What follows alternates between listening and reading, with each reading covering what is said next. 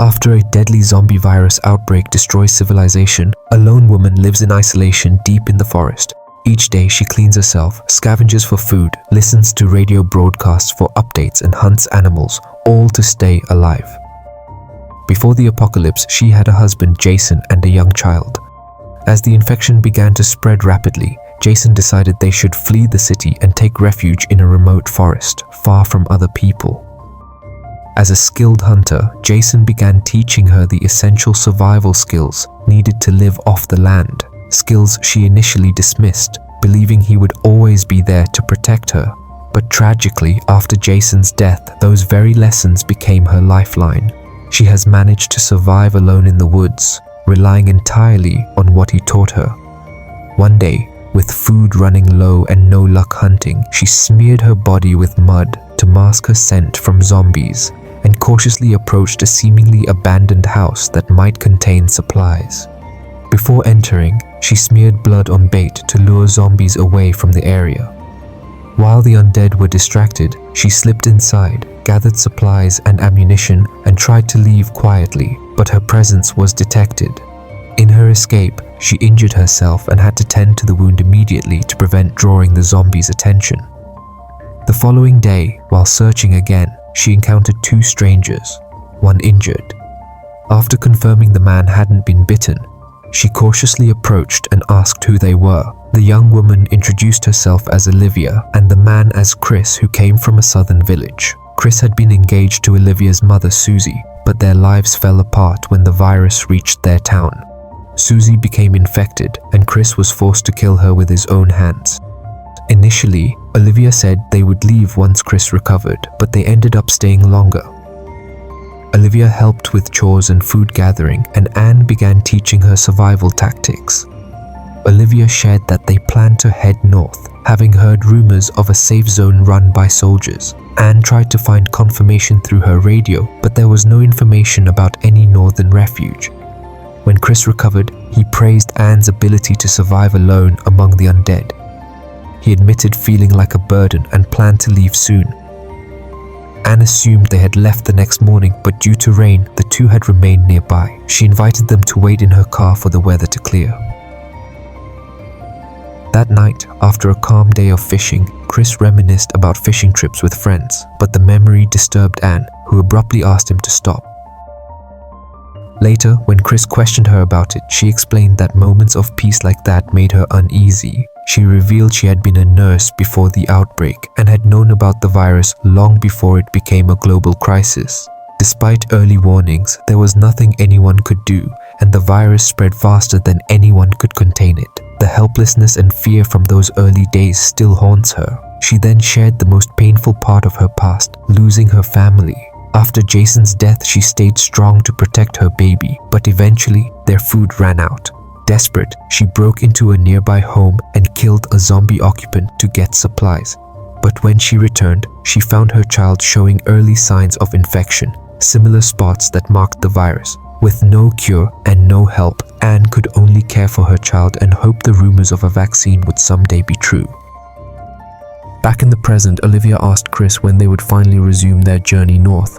However, Chris appeared reluctant to leave Anne behind, which visibly upset Olivia. She sensed that Chris cared more for Anne than he did for her, and her jealousy intensified because she secretly had romantic feelings for him. Despite this tension, Anne didn't mind sharing her food with Chris and Olivia. Their presence brought her a sense of peace that she hadn't felt during her long period of solitude. One day, Anne asked Chris when he would continue his travels. Instead of answering directly, Chris urged her to come with them, insisting that they'd all be safer together. But Anne, haunted by fear of the outside world and the relentless zombies, declined. Later, while the trio was scavenging along a nearby river, Chris lightened the mood by proposing a playful challenge. If he could hit a specific tree with a rock, the others would owe him a reward. Anne agreed and promised to make a special dinner if he succeeded. The game brought unexpected joy. For a fleeting moment, the three of them laughed and forgot the horror that had consumed the world. During the swim and later at dinner, Chris and Anne grew visibly closer, sharing smiles and laughter, while Olivia, watching their growing bond, burned with jealousy. The following day, Olivia again questioned Chris about why they hadn't left. She also bluntly asked whether he was developing feelings for Anne. Chris only said he admired Anne's strength and owed her his life. Without her, he and Olivia would have been killed by zombies. Though Olivia recognized Anne's skills and bravery, she couldn't accept that Chris might love someone else. Determined to win his affection, Olivia decided to take matters into her own hands. She cleaned herself up, made herself look more attractive, and waited inside the tent, hoping to seduce Chris. But when Chris arrived, he bypassed her and went to Anne instead. There, he confessed his feelings to Anne, which shattered Olivia.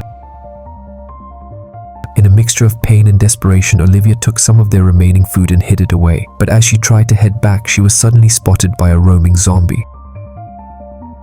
Chris and Anne, worried by her absence, heard her screams and rushed to help. They managed to fight off the zombie and escape before more could arrive. Shaken by the close call, Chris told Anne it was no longer safe to stay, urging her once again to come with them. But Anne still refused, terrified of leaving the forest, her only place of safety after losing her husband and child. Eventually, before Chris and Olivia could leave, Anne asked them to go on one final supply run with her. Chris agreed, and Olivia insisted on joining too. Anne smeared Olivia's body with mud to hide her scent, and Chris covered himself in animal blood to serve as bait to lure zombies away from the house. Once the coast was clear, Anne and Olivia entered the house to gather supplies. But in a shocking betrayal, Olivia struck Anne, tied her up, and screamed loudly to attract nearby zombies. She abandoned Anne and escaped with the supplies. Anne fought to break free, quickly covered herself in bleach to hide her scent, and crawled into a box, hoping to remain undetected. Meanwhile, Olivia returned to the vehicle, where Chris immediately asked where Anne was. Unbeknownst to them, the zombies had followed Olivia's trail. Chris had no choice but to fight them off. Just as the battle raged, Anne, realizing the danger, grabbed a hidden weapon and ran to help. She loaded her gun and eliminated the zombies one after another until she realized she had only one bullet left. Faced with an agonizing choice, whether to save Chris or Olivia, she surprisingly chooses to save Olivia, using her final shot to protect her, while leaving Chris behind to be consumed by the oncoming horde. Wasting no time, Anne pulls Olivia into the car, starts the engine, and they drive off. But as they leave the chaos behind, Anne is gripped by guilt and heartbreak as memories of Chris flood her mind, and the pain of leaving him behind weighs heavily on her. At the same time, Olivia begins to fully realize the consequences of her actions. She feels deep regret for betraying Anne and is silently tormented by her own choices. The car speeds down the empty, devastated roads as both women sit in heavy silence.